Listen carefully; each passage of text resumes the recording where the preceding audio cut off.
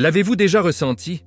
Cette sensation de naufrage dans votre estomac, ce sentiment que quelqu'un dans votre vie vous cache une vérité profonde et douloureuse.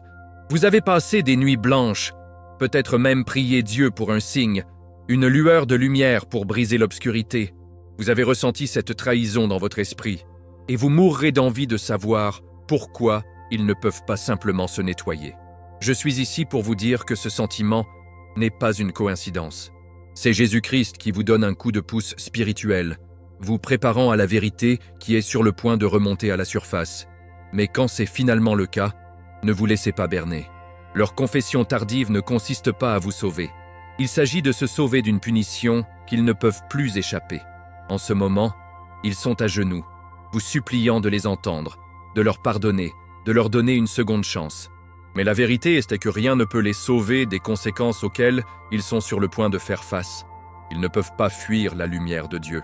Ils ne peuvent pas se cacher dans l'obscurité de leurs mensonges pour toujours.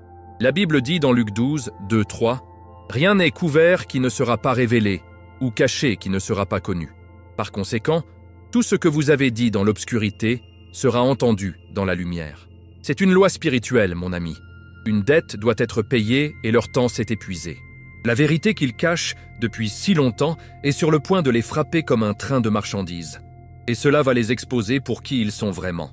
Restez avec moi jusqu'à la fin de cette vidéo, et je vais révéler les raisons spirituelles choquantes derrière leur confession désespérée et de dernière minute. Vous apprendrez à voir au-delà de leur manipulation et à comprendre ce qui se passe vraiment. Vous devez entendre cela, car ce que vous êtes sur le point de découvrir va vous donner la clarté spirituelle et la paix pour lesquelles vous avez prié. Ce n'est pas seulement à leur sujet. Il s'agit de votre propre voyage de foi et de la façon dont Dieu vous protège de leur tromperie. Ne manquez pas une seule seconde de cela, car la guerre spirituelle que vous vous battez est sur le point de comprendre parfaitement. Mon cher ami, c'est une pilule difficile à avaler, mais soyons réels pendant un moment. Avez-vous déjà remarqué qu'une personne qui vous a fait du tort vous a fait du tort et que cela a gardé un secret depuis des lustres veut soudainement renverser les haricots? C'est presque comme un dernier effort, n'est-ce pas? Eh bien, je suis ici pour vous dire que cette confession ne concerne pas les nobles intentions. Oh non, pas du tout.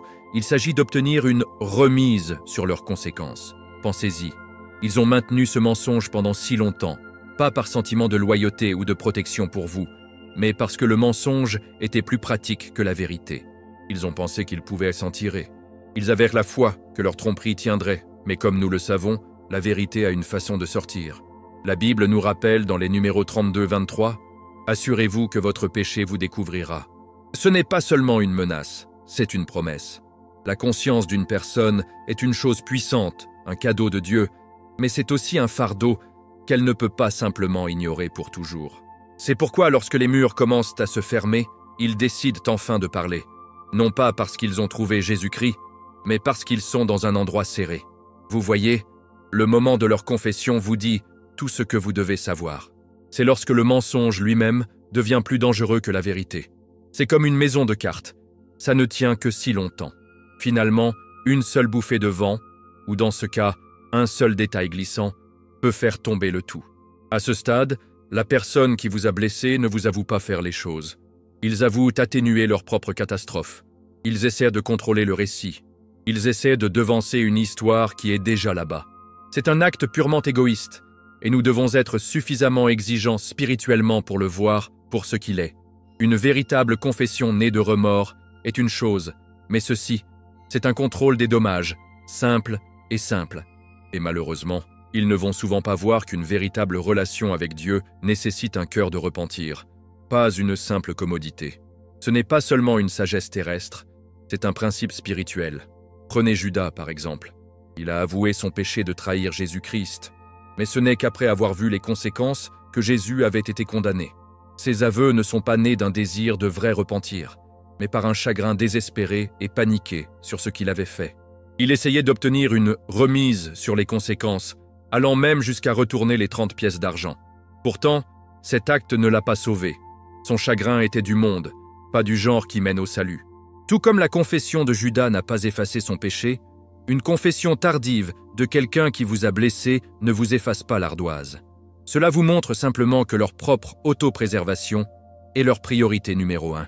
Alors, Quand quelqu'un vient à vous avec cette vérité qu'il s'est cachée, vous devez vous demander pourquoi maintenant. La réponse, le plus souvent, est la peur. Peur d'être pris, la peur que leur réputation soit ruinée, peur de perdre quelque chose qu'ils apprécient plus que vous. Ils ont exécuté les chiffres et le coût de maintien du secret a finalement dépassé le coût de la révélation. Ce n'est pas un changement de cœur miraculeux, c'est un mouvement froid et calculé. C'est une triste situation, mais c'est la réalité d'un cœur qui n'est pas centré sur Dieu ou ses principes. Un cœur avec une vraie foi et une révérence pour Jésus-Christ n'attendrait pas qu'une crise fasse la bonne chose. Il agirait par amour et un désir de justice dès le début. Cela soulève un point important pour nous de réfléchir. À quoi ressemble le véritable repentir? La Bible est si claire à ce sujet. Le vrai repentir n'est pas seulement un changement d'esprit, c'est un changement de cœur et d'action. C'est un chagrin qui mène au salut sans regret, comme il le dit dans 2 Corinthiens 7, 10. Cela signifie non seulement dire que vous êtes désolé, mais vivre d'une manière qui le montre. Il s'agit d'un nouveau chemin avec la guidance de Dieu et l'exemple de Jésus-Christ. C'est un engagement à vivre honnêtement et honorablement, même quand ce n'est pas pratique. Nous allons y entrer plus tard, mais pour l'instant, rappelez-vous qu'une confession tardive n'est souvent qu'un plaidoyer pour une phrase réduite. D'accord, parlons de la prochaine grande chose que nous devons enrouler la tête. Donc, la vérité est enfin sortie. Ouf, non? Pas si vite, mon ami. La réalité amère est qu'une vérité révélée trop tard n'annule pas comme par magie les dégâts. Il ne remonte pas les pièces. Tout ce qu'il fait est d'exposer la ruine qui était déjà là. Pensez à un beau vase qui a été brisé en morceaux. Juste parce que quelqu'un avoue que c'est celui qui l'a cassé, cela fait-il à nouveau le vase? Bien sûr que non. La confession est une déclaration de fait, pas un acte de restauration. C'est une triste situation, mais c'est la vérité spirituelle de la question. Les mots ne peuvent pas effacer la douleur. Ils ne peuvent pas reconstruire la confiance. Et ils ne peuvent certainement pas ramener le temps qui a été perdu pendant que vous viviez un mensonge. La Bible nous enseigne dans Proverbe 18, 21, « La mort et la vie sont en puissance de la langue. » Cela va dans les deux sens. Tout comme les mots peuvent construire, les mensonges et la tromperie peuvent absolument détruire. C'est une leçon que nous voyons encore et encore, à l'époque d'Adam et d'Ève à aujourd'hui. Leur confession à Dieu dans le jardin ne les a pas restaurés comme par magie à leur état d'innocence. Cela a simplement confirmé leur désobéissance et exposé leur séparation de Dieu. Ils ont avoué oui, mais les conséquences, la honte, la douleur de l'accouchement, le travail du sol étaient déjà en mouvement. La confession n'a pas inversé la malédiction. Cela a confirmé la nécessité d'un sauveur. Et c'est exactement ce que Jésus-Christ est venu faire. Il ne nous a pas simplement avoué pour nous. Il a pris la pénalité complète du péché. Une confession tardive d'un humain n'est que des mots. Le sacrifice de Jésus était un acte, un véritable acte d'amour et de salut. Maintenant, ramenons-le à nos vies. Peut-être que vous avez vécu cela. Quelqu'un vous dit la vérité sur un secret de longue date, et pendant une fraction de seconde, vous pourriez ressentir un scintillement de soulagement. Mais ensuite, il est remplacé par une vague de chagrin. La douleur de ce que vous avez traversé, les années de doute, l'érosion de votre foi en cette personne, tout revient. Leur confession n'est pas un baume de guérison. C'est plus comme une touche d'eau froide, un rappel brutal de la trahison que vous avez endurée. Il est important de se rappeler qu'il ne s'agit pas d'obtenir de la fermeture de leur part. La fermeture, mon ami, est un voyage personnel avec Dieu. Pas un cadeau à vous être remis par quelqu'un qui vous a brisé le cœur. Quand quelqu'un avoue, il s'attend souvent à un pardon immédiat, comme si l'acte même de dire la vérité lui donne droit à une ardoise propre. Mais une confession qui n'est pas suivie d'un véritable désir sincère de faire amende honorable n'est qu'un geste vide. Ils ont abandonné leur fardeau, mais vous êtes toujours à maintenir le poids de leurs actions. Pensez-y, ils ont eu la partie facile, enfin se détendre. Mais vous vous laissez faire trier l'épave. C'est dans ces moments que nous nous appuyons vraiment sur Dieu et la force qu'il fournit. Il promet d'être notre refuge et notre force, une aide omniprésente en temps de problème. Psaume 46, 1. Et mon garçon, est-ce une période de problème? Alors, ne laissez pas une confession tardive vous faire penser que la personne qui vous a blessé est soudainement devenue un saint. Ils ont simplement confirmé ce que votre esprit savait déjà. Le vrai travail de guérison, de reconstruire votre confiance et votre foi en l'humanité, est un travail pour vous et Dieu. Ce n'est pas quelque chose qu'ils peuvent faire pour vous. Ils ont révélé la vérité, mais le chemin vers la récupération est spirituel, que vous seul pouvez marcher. Et c'est là que nous nous concentrerons ensuite. La peur qui anime toute cette charade en premier lieu. Plongeons plus profondément, d'accord? Vous devez comprendre que la principale motivation derrière cette confession tardive n'est pas un éclat soudain de courage ou un réveil moral. C'est la peur, simple et simple. La peur que la vérité sortira, mais selon les termes de quelqu'un d'autre. Ils ont vécu avec le secret et ils peuvent gérer le fardeau de leur propre tromperie. Mais la pensée de quelqu'un d'autre révélant son mensonge, c'est un tout autre jeu de balle. C'est une perte de contrôle, et croyez-moi, le contrôle est tout pour une personne vivant une double vie. Ils veulent être le seul à raconter l'histoire, à l'encadrer, à le faire sonner aussi agréable que possible, même s'il est plein de trous. Ils veulent être le héros de leur propre récit triste, pas le méchant chez quelqu'un d'autre. Ce n'est pas un nouveau phénomène. C'est aussi vieux que le péché lui-même. Regardez simplement Adam et Ève dans le jardin. Après avoir mangé le fruit, qu'ont-ils fait? Ils se sont cachés à Dieu. Genèse 3, 8. Ils étaient terrifiés d'être exposés, de perdre le contrôle de leur propre vie. Cette envie de contrôle est l'opposé de la foi. Une personne qui fait vraiment confiance à Dieu n'a pas besoin de manipuler chaque situation à son avantage. Ils savent que Dieu est en contrôle et ils rendent leur récit à lui. Mais une personne qui opère par peur et par tromperie, ils essaient constamment de jouer Dieu dans leur propre petit monde. Ils essaient de déjouer tout le monde, de garder une longueur d'avance sur une vérité qui a déjà été écrite. La confession est une tentative désespérée de saisir le récit et de minimiser les retombées. Ils ne disent pas « je suis désolé de vous faire du mal ». Ils disent « je vous le dis pour que vous ne le découvrirez pas de quelqu'un d'autre, ce qui serait bien pire pour moi ». C'est un acte d'autopréservation, pas un acte de repentir. Ils ont finalement réalisé que le silence qui les protégeait autrefois est devenu une bombe à retardement. Cela ressemble beaucoup à l'histoire du roi David et de Bathsheba. David a essayé de cacher son péché, allant de grands efforts pour le couvrir, même orchestrant la mort d'un homme pour protéger son secret. Mais Dieu a tout vu. Il a envoyé le prophète Nathan pour affronter David et exposer ses actes répréhensibles. 2 Samuel 12, 7, 9. David ne pouvait plus contrôler le récit. C'était hors de ses mains. Il a été contraint de faire face à la vérité, non pas à ses termes, mais à Dieu. Et c'est ce qui nous arrive. Nous pouvons fuir la vérité tout ce que nous voulons, mais finalement, cela rattrape. C'est un principe fondamental de l'univers spirituel. La vérité trouvera toujours un moyen à la surface, car elle est de Dieu, et il est la vérité ultime. Comme Jésus-Christ l'a dit dans Jean 8, 32, « Et vous saurez la vérité, et la vérité vous libérera. » Mais la personne qui craint l'exposition ne cherche pas la liberté.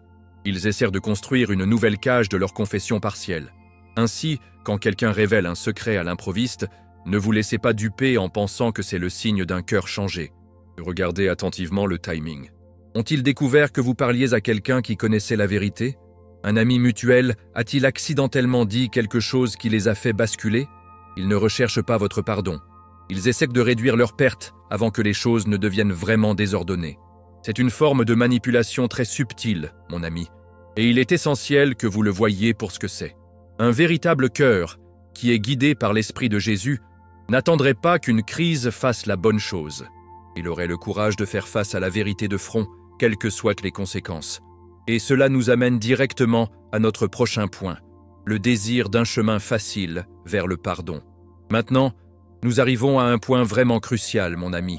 Une confession tardive est souvent considérée par le confesseur non pas comme le début d'un long chemin vers une véritable réconciliation, mais comme une passe rapide au pardon.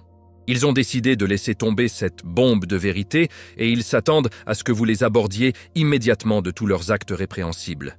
C'est comme s'ils avaient cette notion que quelques mots peuvent effacer des années de tromperie et de douleur.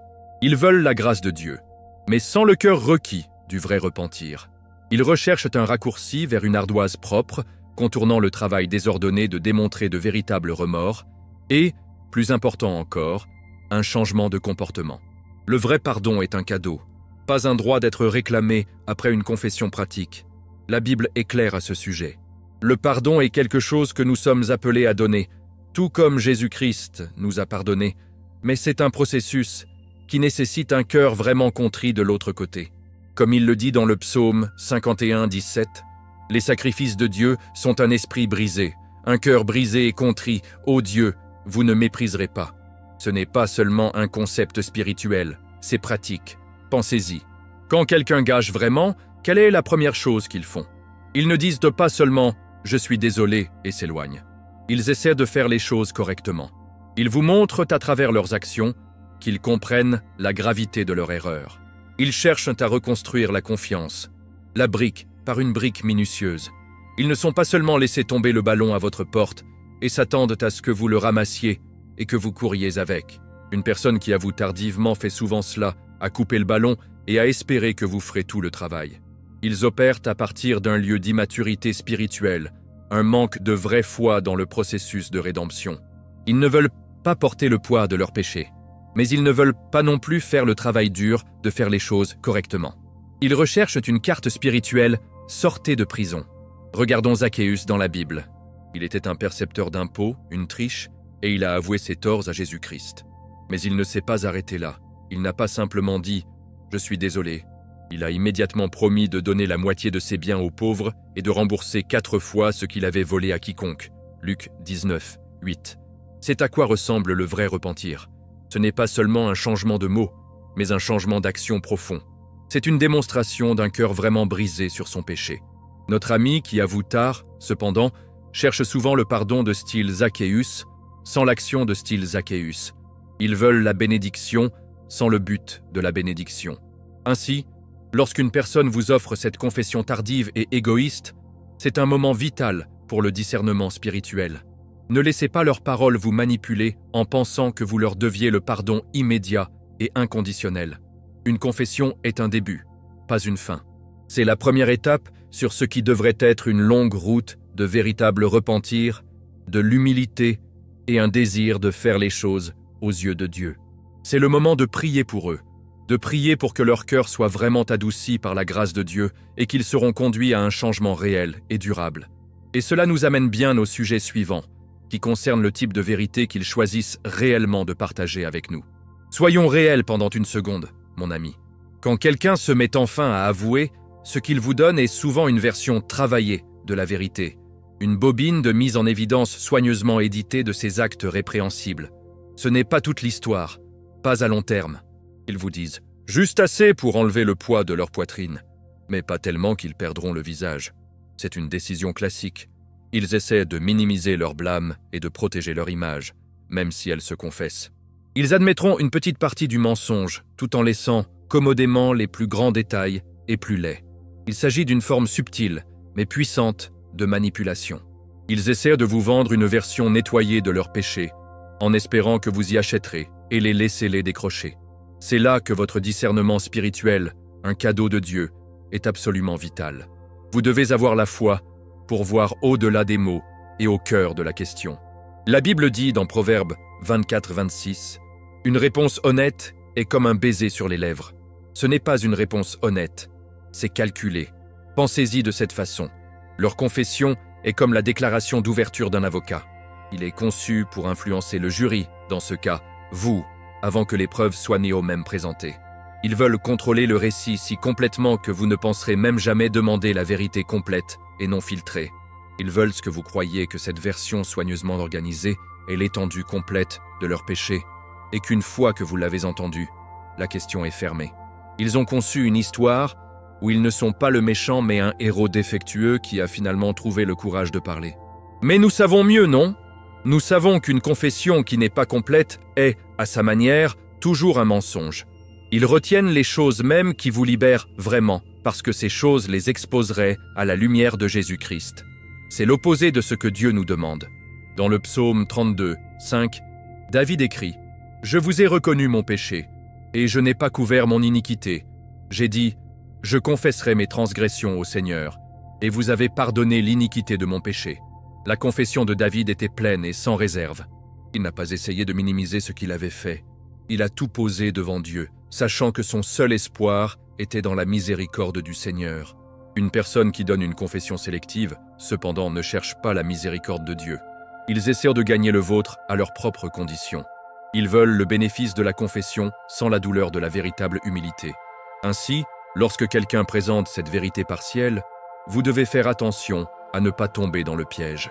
Ne soyez pas trop rapide pour accepter leur version des événements comme le dernier. N'oubliez pas que leur objectif principal est l'autopréservation, pas votre guérison. Ils essaient toujours d'exécuter le spectacle. Une vraie et pleine confession les obligerait à abandonner le contrôle et à mettre leur confiance en Dieu et dans votre grâce. Mais ils ne sont pas encore là. Ils sont toujours pris dans un réseau de leur propre fabrication. Et cela nous amène au point suivant, qui est leur véritable motivation. Ils n'essaient pas de vous aider. Ils essaient de s'aider eux-mêmes. Écoutez, mon ami, parce que c'est un grand. La vraie raison pour laquelle quelqu'un qui vous a blessé, à vous enfin, n'est pas de vous libérer. C'est pour se libérer. Leur objectif n'est pas de vider votre nom ou de guérir votre cœur. C'est pour alléger le poids lourd de leur propre conscience. Ce sentiment constant lancinant, cette petite voix de Dieu leur disant qu'ils vivent un mensonge, c'est ce qu'ils essaient de faire taire. Ils ont porté ce fardeau de tromperie et il est devenu trop lourd à porter. La confession est leur façon de laisser tomber la charge. C'est un acte d'auto-soin, pas un acte de grâce envers vous. Ils disent essentiellement « Je le porte depuis si longtemps et je ne peux plus le faire ». C'est une transaction purement égoïste. Ils échangent leurs secrets pour leur propre tranquillité d'esprit. Et vous, mon ami, êtes le malheureux récipiendaire de leur bagage spirituel. Nous voyons ce principe partout. Pensez aux nombreuses fois dans la Bible que quelqu'un avoue, non pas par amour pour Dieu ou un amour pour leurs voisins, mais par un besoin désespéré de trouver un soulagement. Le roi Saül, par exemple, a avoué à Samuel qu'il avait péché contre le Seigneur, mais il l'a suivi en demandant à Samuel de l'honorer devant le peuple. 1 Samuel 15:30. Il ne cherchait pas le pardon de Dieu, il cherchait l'approbation du public. Sa confession était pour son propre avantage, pas pour l'honneur du Seigneur. Notre ami qui avoue tard fait souvent la même chose. Il recherche le bénéfice d'une conscience claire sans la vraie et humble remise à Jésus-Christ. Ils veulent la paix qui vient d'une ardoise propre, mais ils ne sont pas disposés à faire le vrai travail de le nettoyer. Un cœur rempli de vraie foi et guidé par l'Esprit de Dieu privilégierait le bien-être des autres. Il aurait avoué plus tôt, non seulement pour trouver un soulagement, mais pour restaurer une relation et honorer la vérité.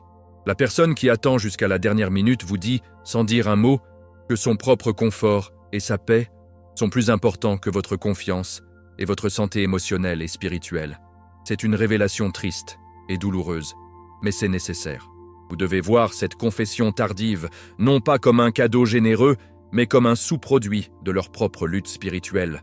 Donc, quand ils disent « Je devais juste vous dire la vérité », rappelez-vous que ce qu'ils disent vraiment, je ne pouvais plus vivre avec ce secret. L'accent est mis sur eux, pas sur vous. Votre rôle dans cette confession est simplement en tant que membre du public de son acte d'autonomie. Ce n'est pas un moment pour la célébration, c'est un moment pour la réflexion spirituelle et le discernement. C'est le moment de prier pour eux, que Dieu adoucira vraiment leur cœur et les mènera à un véritable repentir, et pour prier pour vous-même, que vous puissiez traiter cela sans laisser leur égoïsme teinter votre esprit. Et cela nous amène au point suivant et très important, comprendre le moment de leur silence. Maintenant, parlons du silence lui-même, mon ami. Ce n'est pas seulement la confession qui compte, c'est le silence long et élaboré qui l'a précédé. La personne qui vous a blessé ne décide que de parler quand son silence devient plus dangereux que de parler. C'est une décision purement stratégique. Ils sont assis sur ce secret depuis si longtemps et ils ont calculé que le garder silencieux est le meilleur moyen de se protéger. Le silence était leur bouclier. Mais alors, quelque chose change. Une nouvelle information apparaît, quelqu'un se rapproche de la vérité, ou le mensonge devient trop difficile à entretenir. À ce stade, le bouclier devient un fardeau, un passif. Ils sont obligés de changer de tactique, non pas à cause d'une conviction morale, mais parce que la stratégie de silence a échoué. C'est une leçon profonde de la guerre spirituelle. L'ennemi utilise également le silence comme une arme. Il veut que vous croyiez que les choses que vous avez faites, en secret, resteront cachées. Il murmure que personne ne saura jamais et que vous pouvez vous en tirer. Mais notre foi en Dieu nous dit le contraire. Nous savons qu'il n'y a pas d'obscurité si profonde que la lumière de Dieu ne peut pas la pénétrer. Luc 8:17 dit « Car rien n'est secret qui ne sera pas révélé, ni rien de caché qui ne sera pas connu et ne sera révélé. » C'est une promesse. Ce n'est pas une menace, mais une belle vérité libératrice de Jésus-Christ. Cela signifie que les tactiques trompeuses de ceux qui nous ont blessés prendront toujours une fin. Pensez aux années que vous avez passées avec la suspension secrète de cette personne dans les airs. Vous avez peut-être ressenti un malaise, un soupçon rongeant que quelque chose n'allait pas. Ce n'était pas une paranoïa, c'était votre esprit, un cadeau de Dieu, essayant de vous dire la vérité. Le silence de longue date de la personne qui vous a blessé confirme que votre esprit était sur quelque chose. Il choisissait activement de vous garder dans l'ignorance pour refuser les informations mêmes qui auraient pu vous donner la paix. Leur silence n'était pas un signe de compassion ou de protection, c'était le signe d'un cœur égocentrique qui était plus préoccupé par son propre bien-être que le vôtre. Donc, quand ils parlent enfin, n'entendez pas seulement les mots, écoutez le silence qui les a précédés. Le silence est la vraie histoire. Il révèle leur véritable priorité et leur manque de foi dans le pouvoir de la vérité et de la réconciliation. Cela vous montre qu'ils n'étaient pas préoccupés par une relation fondée sur la confiance et l'honnêteté, mais sur une base de contrôle et de manipulation. Ils ont tenu le pouvoir de la vérité et ont choisi de vous le garder, jusqu'à ce qu'il ne soit plus pratique pour eux de le faire. Cela nous amène à notre prochain point, qui concerne la puissance d'une vérité révélée trop tard. Écoutez attentivement, mon ami, car c'est profond. Une vérité révélée trop tard perd son pouvoir de rachat. Ce retard, cette longue période de silence et de tromperie, n'est pas seulement un inconvénient, c'est une révélation en soi. Cela vous montre les véritables priorités du confesseur. Le retard prouve que pendant longtemps, la personne qui vous a blessé a apprécié son propre confort et sa commodité plus que votre tranquillité d'esprit. La vérité qu'il vous offre enfin n'est plus un cadeau vierge, c'est un empoisonné. Le moment qui est passé, les années de mensonges, a dépouillé la confession de son pouvoir rédempteur. Cela devient juste un fait historique, pas un instrument de réconciliation. C'est une triste réalité, mais c'est une personne de foi doit comprendre. Dans Ecclésiaste 3:1, la Bible nous dit « À tout ce qu'il y a une saison, un temps pour chaque but sous le ciel. » Il y avait un temps pour eux de dire la vérité, et ils l'ont raté. Vous voyez, une confession opportune peut être une belle chose. Cela peut être un moment de croissance spirituelle, un pas vers la véritable guérison et la restauration. Mais une confession tardive n'est souvent rien de plus qu'une course désespérée pour nettoyer un gâchis qui a déjà été fait. C'est comme une personne qui attend que sa maison soit en feu d'appeler le service d'incendie. D'ici là, les dégâts sont déjà faits. La confession, bien que peut-être nécessaire, n'a plus le pouvoir de sauver la maison. Il ne peut confirmer que ce que vous soupçonniez déjà. La vérité depuis longtemps montre un manque de révérence pour Dieu et son principe d'honnêteté, et un manque de respect profond pour vous. C'est un témoignage de leur propre cécité spirituelle, leur incapacité à voir que la vraie liberté ne vient pas de cacher la vérité, mais de vivre dedans. C'est une chose douloureuse à traiter, je sais, mais c'est une leçon importante. Une vérité révélée au bon moment est une graine qui peut devenir une belle plante de réconciliation. Une vérité révélée trop tard est une graine morte. Il ne grandira jamais. L'acte même de retard de la vérité révèle la vraie nature de la personne qui l'a retardée. Cela montre qu'il n'était pas préoccupé par une relation fondée sur la confiance et l'honnêteté, mais sur une base de contrôle et de manipulation. Cela montre qu'il n'était disposé à faire la bonne chose que lorsque cela est devenu plus facile que de faire la mauvaise chose. C'est un signe très clair d'une personne qui n'a pas encore complètement abandonné à la volonté de Dieu et aux enseignements de Jésus-Christ. Donc, quand ils parlent enfin, vous ne pouvez pas simplement entendre les mots. Vous devez également voir le silence long et douloureux qui les a précédés. Le retard est le vrai message. C'est un témoignage tacite du fait qu'ils n'étaient pas disposés à vivre en vérité, non pas parce qu'ils ne pouvaient pas, mais parce qu'ils ne le feraient pas. Et cela nous amène au point suivant et très important. Comment leur confession tardive confirme réellement ce que votre propre esprit a essayé de vous dire depuis le début. Mon ami, l'un des plus puissants et, je dois dire, des choses ironiques à propos d'une confession tardive, est que cela révèle rarement quelque chose que vous ne soupçonniez pas déjà. C'est un moment de confirmation, pas un moment de révélation. Cette petite voix tenace à l'arrière de votre tête, ce sentiment dans votre instinct qui vous a dit quelque chose n'était pas juste. C'était votre intuition spirituelle, un cadeau de Dieu, vous guidant. Votre esprit connaît la vérité même lorsque les faits sont cachés. Lorsque le confesseur parle enfin, il fournisse simplement la preuve verbale de ce que votre cœur savait déjà. Il confirme votre foi en votre propre discernement. C'est un très gros problème. Et c'est un moment pour vous de vous appuyer sur votre relation avec Dieu et confiance qu'il a toujours été là, vous chuchotant la vérité. La Bible regorge d'exemples de personnes qui connaissaient la vérité dans leur cœur avant d'avoir tous les faits. Pensez au nombre de fois où un prophète viendrait à un roi, révélant un péché qui était caché à tout, sauf Dieu. Le roi aurait pu vivre un mensonge, mais son esprit, sa conscience, était déjà conscient des actes répréhensibles. Les paroles du prophète n'étaient qu'une confirmation, un écho fort de la voix calme de Dieu que le roi avait essayé d'ignorer. Lorsque le confesseur tardif parle, ils agissent en quelque sorte ce prophète.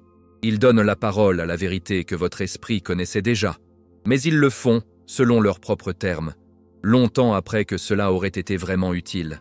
Alors, ne laissez pas leur confession vous faire vous sentir stupide de ne pas avoir connu la vérité plus tôt. Au lieu de cela, que ce soit une puissante validation de vos instincts spirituels.